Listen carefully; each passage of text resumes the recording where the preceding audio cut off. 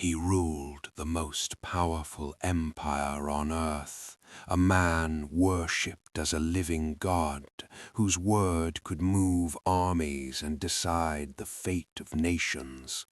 And yet, in a single moment, he was reduced to something less than human.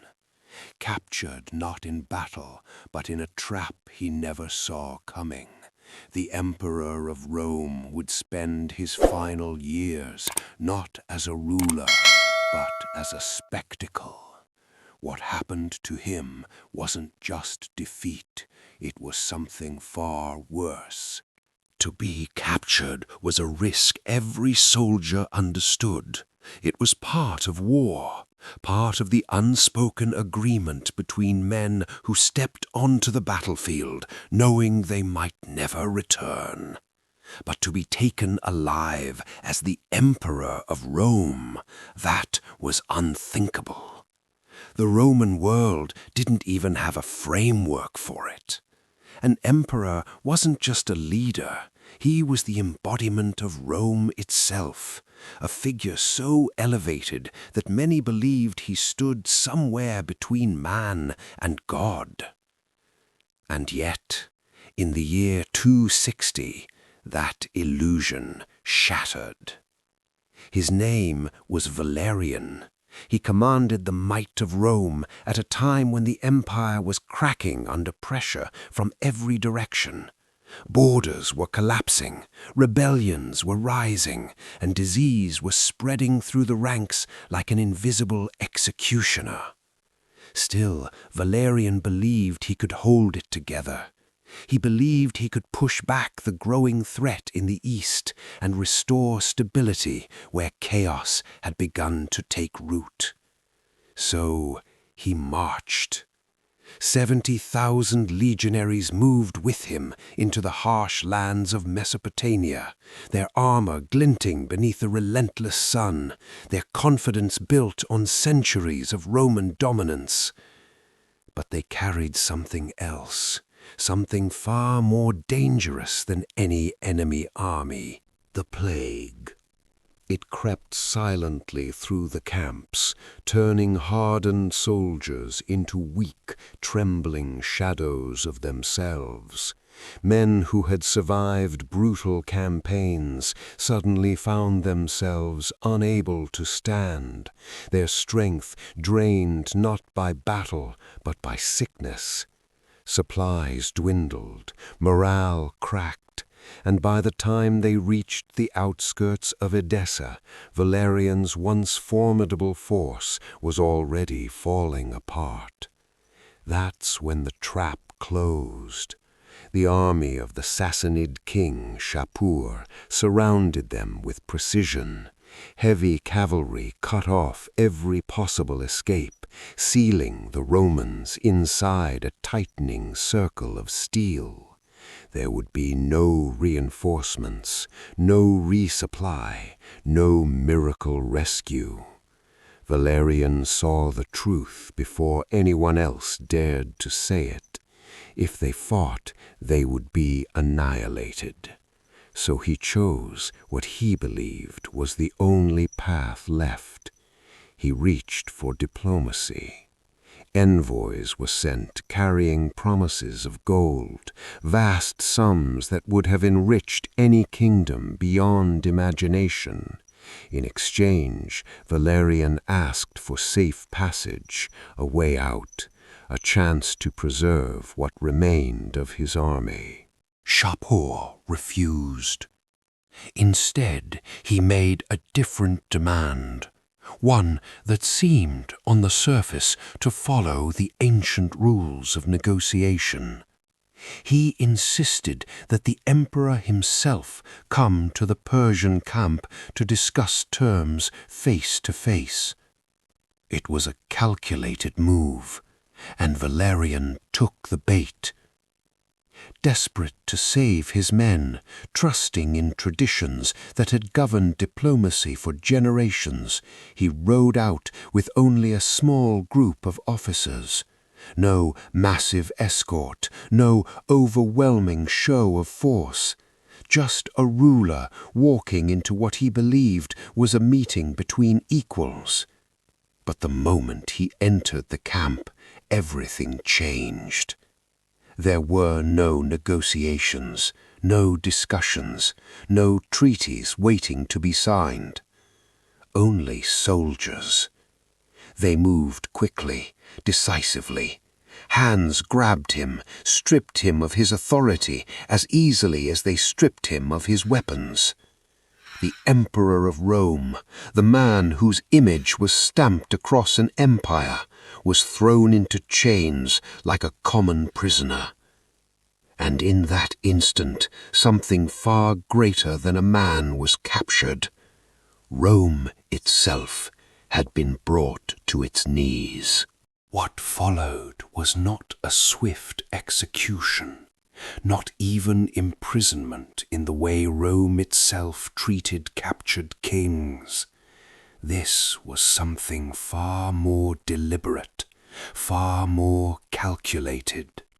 Shapur understood something most rulers did not. Killing Valerian would end the story, but keeping him alive, that would send a message that would echo across empires. So he turned the emperor into a symbol. Valerian was not hidden away in darkness. He was brought into the light, displayed before courts, soldiers, and conquered peoples. Wherever Shapur went, the fallen emperor followed, dragged along as living proof that Rome could bleed, that Rome could break.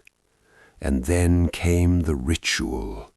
Each time Shapur prepared to mount his horse, the court would gather.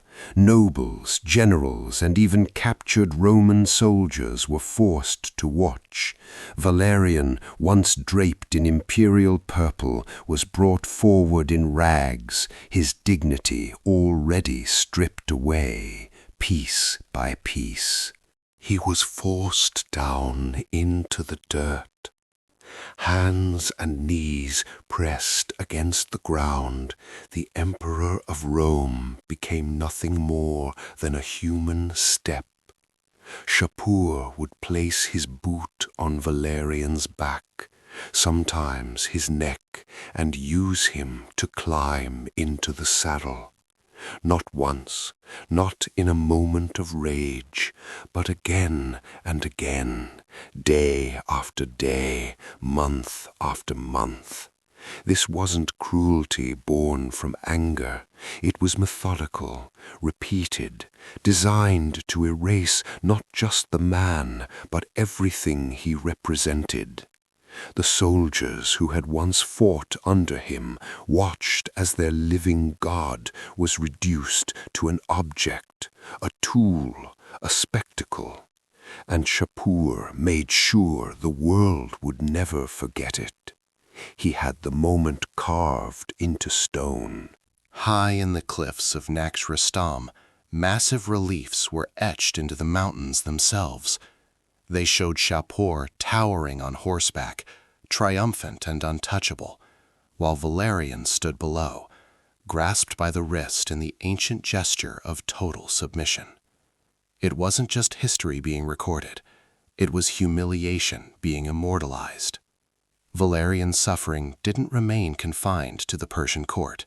He was paraded through cities, shown to crowds who had once feared Rome's power. People stared, whispered, laughed. The name that once inspired obedience now invited mockery. He was no longer a ruler. He was a warning. Every passing day stripped away another layer of who he had been. The authority, the command, the identity, all gone. What remained was a man forced to exist only to reinforce the dominance of another empire. But even this wasn't the end, because there is a point where humiliation alone is no longer enough, a point where breaking the spirit gives way to something darker. And for Valerian, that moment was coming. Even the strongest body has limits, and after years of degradation, of being paraded, used, and reduced to something less than human, Valerians finally gave out.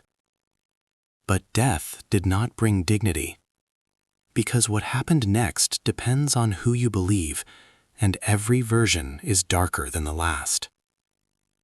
One account, written years later, claims that Shapur wasn't satisfied with simply breaking the Roman emperor in life. He wanted that humiliation to last beyond death, to turn it into something permanent, something unforgettable. So when Valerian finally died, or perhaps even before that moment fully arrived, his body was taken and transformed into a final, grotesque display. His skin was removed, preserved, dyed a deep, violent red, a twisted echo of the imperial purple he once wore with pride. The hollow form was then filled, shaped, and reconstructed into something resembling the man he had been. Not for burial, not for mourning, for exhibition. The remains of Rome's emperor were placed inside a temple, suspended where all could see. A silent figure hanging in the shadows, no longer a ruler, no longer even a man, just a message. And when Roman envoys came east in the years that followed, they were brought there, forced to stand beneath it, forced to look up at what remained of the man who once ruled them. A warning, carved not in stone this time, but in flesh. Some historians question this version. They argue it may have been exaggerated, shaped by those who despised Valerian in life and wanted his end to feel like divine punishment. And maybe they're right. But here's the truth that doesn't change. Valerian never came home. There was no rescue, no negotiation, no desperate attempt to bring him back. While he endured captivity, while he was being broken piece by piece, Rome made a decision. And it wasn't to save him. His own son, now emperor, looked at the situation and chose survival over honor. The empire was already unraveling. Borders were collapsing, enemies were pressing in, and rebellion simmered within. A rescue mission would have risked everything, and even success would return a man who symbolized defeat. So he did nothing. No army marched east, no gold was offered, no ultimatum was delivered. The emperor of Rome was abandoned. And somewhere in the east, far from the power he once commanded, Valerian lived out his final days knowing exactly that. Knowing that the empire he ruled, the son he raised, had decided he was not worth the cost. In the end, he wasn't just defeated by an enemy, he was erased by his own people. Rome would recover. It would stabilize, rebuild, continue forward as if the unthinkable had never happened. But the image never truly disappeared. The idea that a Roman emperor, once seen as untouchable, had been captured, humiliated, and discarded, lingered beneath the surface.